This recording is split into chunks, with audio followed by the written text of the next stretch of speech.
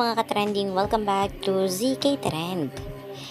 Kinongratulate ngayon ni Vice Ganda sina Donnie at Belle nang manalo nga ang kanilang movie An Inconvenient Love sa Content Asia Awards.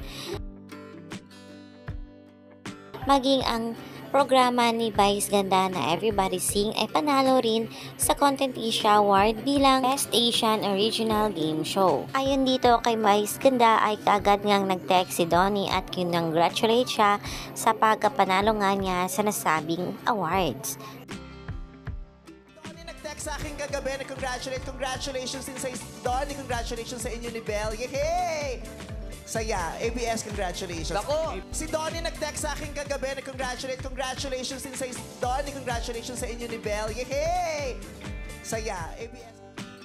At dahil napag-usapan na rin si Vice Ganda, ay marami na nga mga bubblies ang nag-aabang sa asap nila na kung saan kasama si Vice Ganda at ang Don Bell.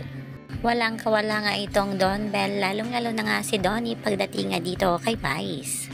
Ayon pa sa mga bubblies ay panigurado o manong mabubuking itong Don Bell pagdating nga kay Vice. Yan ang ating pagkakaabangan.